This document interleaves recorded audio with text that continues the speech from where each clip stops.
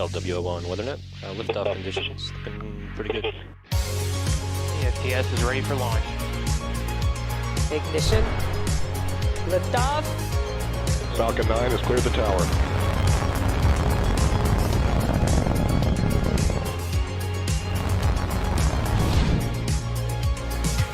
Ten, 9, 8, Side booster ignition. 6, 5, 4, 3, 2, 1.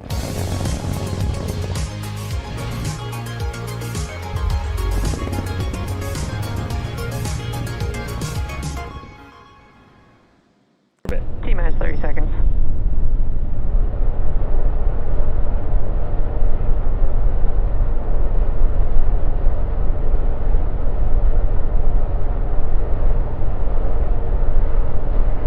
T-minus 15 seconds. 10, 9, 8, 7, 6, 5, 4, 3, 2,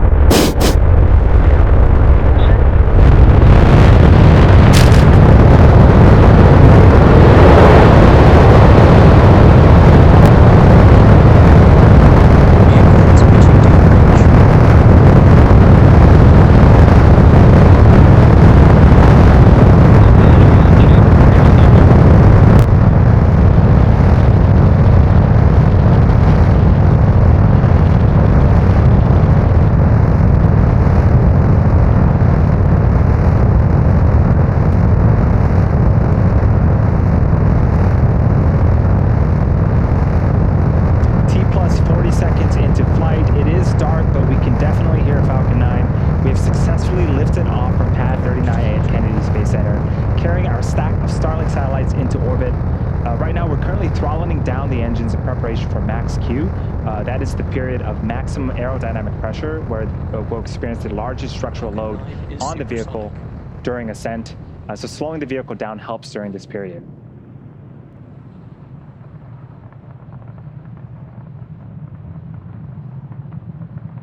Max Q. And there is the call out for max Q. We've just passed the period of maximum aerodynamic pressure on Falcon 9. In about a minute, we have 3 events happening back to back. First up is main engine cutoff, also known as MECO. This is where all 9 Merlin engines on the first stage will shut off to slow the vehicle down in preparation for the second event, which is stage separation. During stage separation, the first and second stage will separate from one another, with the first stage starting to make its way back to Earth for a landing attempt on our drone ship, while the second stage continues its journey with the third event, Second Engine Start 1, also known as SES-1. During Second Engine Start 1, this is where we'll light the Merlin vacuum engine on the second stage and propel the second stage along with the Starlink satellites into orbit. The first event, MECO, should be happening in about 25 seconds. And there's an animation of where Falcon 9 is currently at, just heading east from the coast of Florida.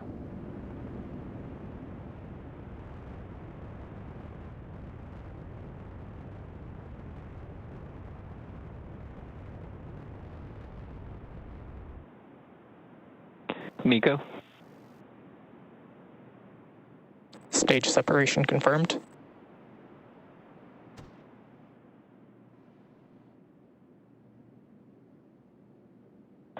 INVAC ignition. And you saw the visuals on screen. The first stage separated from the second stage, making its way back to Earth. And we have a beautiful startup of the Merlin vacuum engine on the second stage. Coming up in a few seconds here is fairing deploy.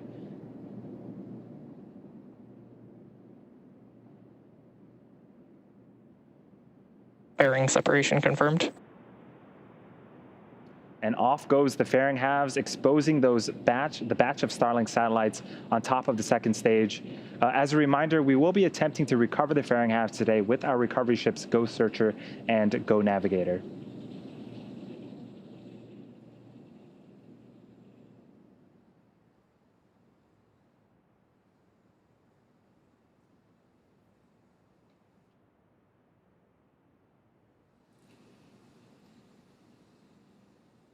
Now, after that beautiful launch that we just barely couldn't see, Stage 2 heads towards its targeted drop-off orbit. Stage 1 is going to execute 2 burns in order to make its way back down to Earth. The first is the entry burn, where 3 of the M1D engines will reignite, and this will help slow the stage down as it re-enters the upper part of the Earth's atmosphere.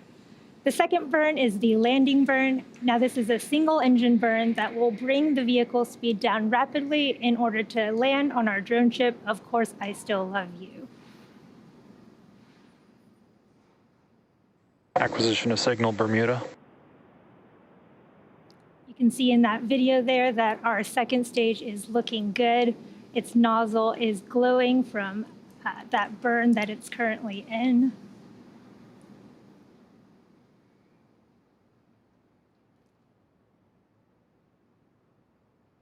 And again, our second stage is carrying our 60 Starlink satellites to LEO, or low Earth orbit.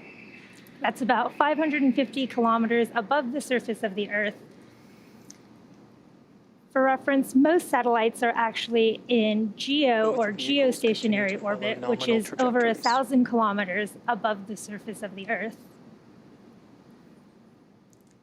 And the reason that we have our Starlink satellites in this lower orbit is that it reduces the round-trip time that it takes for data to travel between the user and the satellite, reducing what is known as latency and improving performance in activities like video calls and online gaming. Again, if you're just joining us, we had a successful liftoff. Our first stage is returning, getting ready for its entry burn in 10 seconds here, and then our second stage is safed. Looking good with our Starlink satellites. Stage 1, entry burn startup. You heard the call out for Stage 1 entry burn startup. Again, the entry burn will last about 20 seconds here.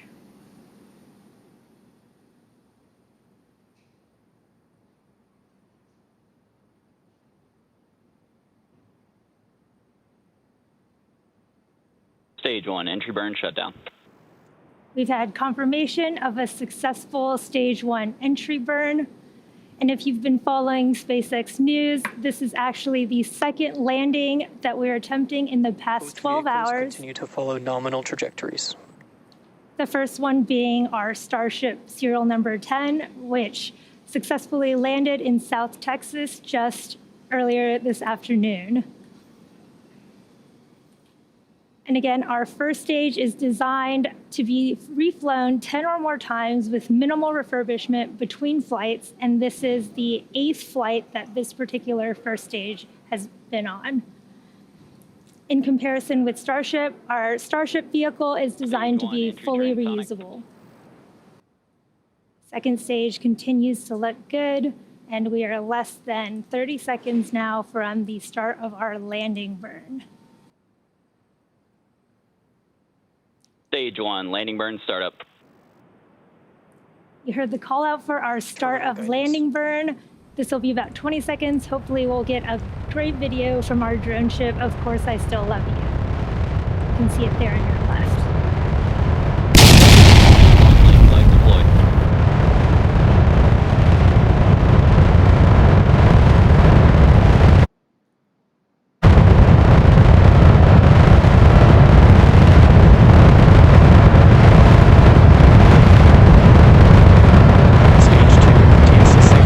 Looks like we've briefly lost the video. Hopefully we can get a confirmation here soon about whether or not the first stage has successfully landed. Meanwhile, second stage is still looking good.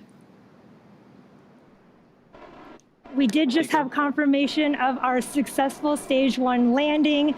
This will mark our 75th successful recovery of an orbital class rocket, the 8th recovery of this particular booster, and our second landing in the past 12 hours. Again, this is the second time that we've recovered a booster for the 8th time. And in just a few seconds here, you're gonna hear the call out for, well, we just had a call out for CKO1, in fact, for our second stage, and a confirmation for a good orbit. And now that stage 2 is going to coast in this orbit for the next 35 minutes or so. And while that happens, we'll take a look at this animation showcasing where we are in the coast phase, and we'll see you back here at T plus 45 minutes for a second stage relight.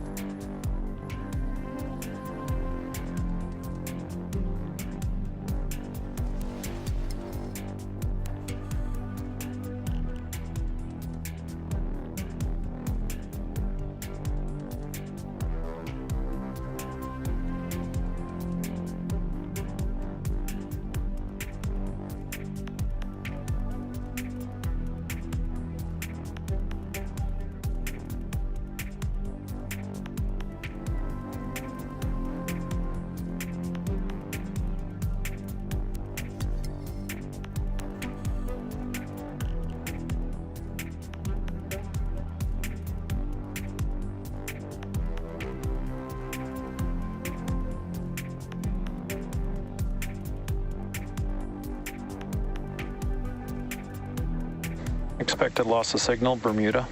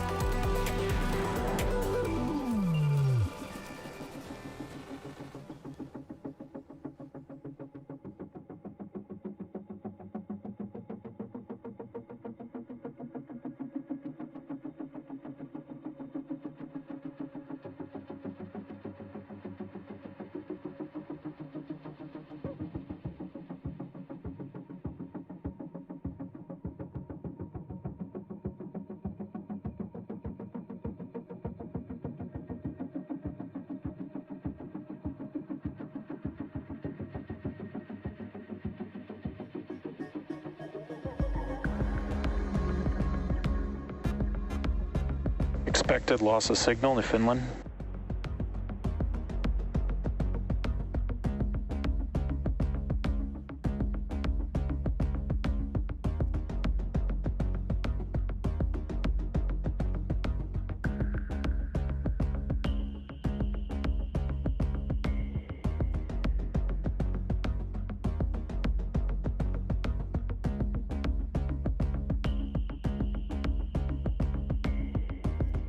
Acquisition of signal, Goonhilly.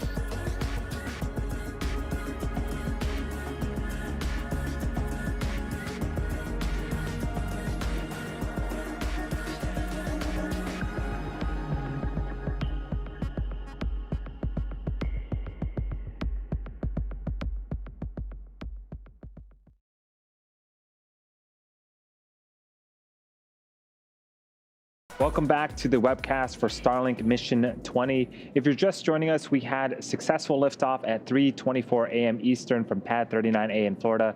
We had successful stage separation and recovered our first stage for the 8th time on our drone ship, Of Course I Still Love You.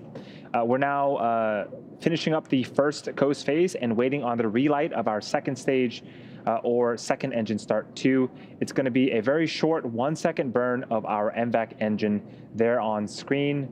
And that's going to be happening in about 10 seconds.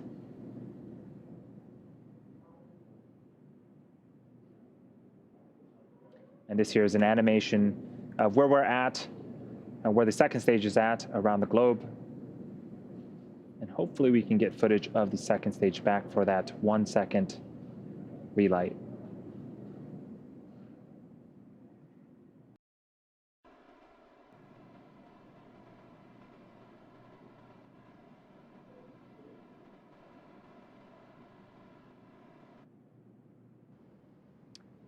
And just like that, successful startup and shutdown. And now we're waiting for confirmation of a good orbit for the second stage.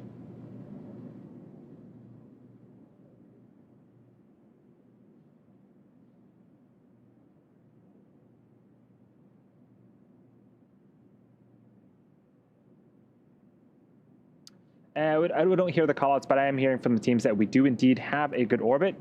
We have another 20-minute KOS phase before we deploy our batch of Starlink satellites into orbit. During this time, the spacecraft will start to spin along its central axis, giving these Starlink satellites the momentum they need to space themselves out over time after they deploy. And while this happens, sit back and enjoy the space jams. We'll see you back here at T+1 hour and 4 minutes.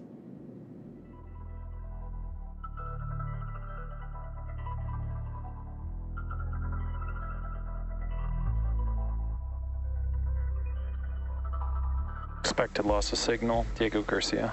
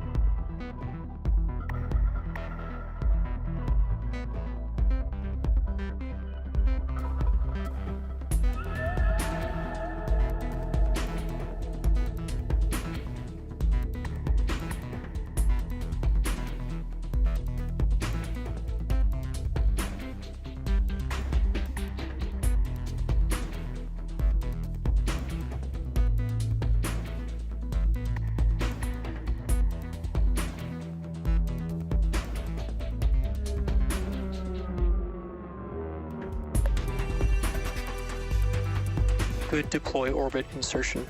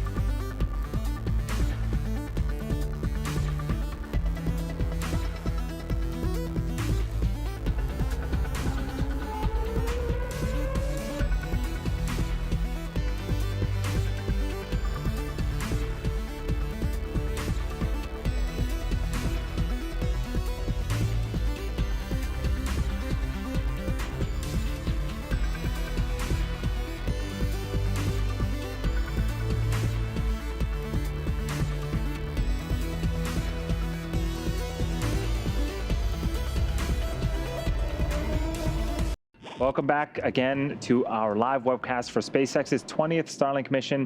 We are close to the end of today's mission, and after an on-time liftoff from Florida at 3:24 a.m., Falcon 9 followed a nominal trajectory. We landed our first stage booster for the 8th time on our drone ship. We also had 2 successful ignitions and shutdowns of the second stage. We're now coming up on deployment of our Starlink satellites. There you can see them on screen right now. That should be coming up in about 20 seconds. Each of these Starlink satellites are approximately 260 kilograms, and they feature a compact design to try to minimize volume.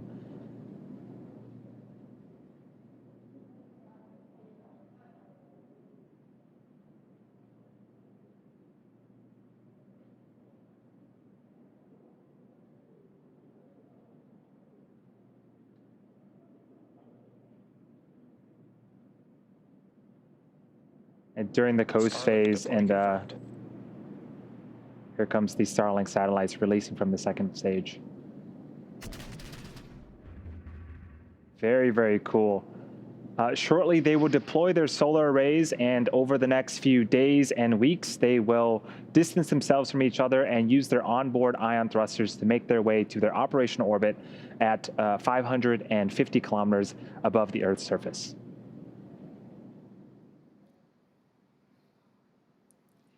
And now that brings our webcast to a close. Thank you to the Range and the Federal Aviation Administration for supporting today's mission. If you're interested in being part of our beta program, head over to starlink.com and sign up. Again, thanks for joining us. It's been an exciting day here, and we'll see you next time.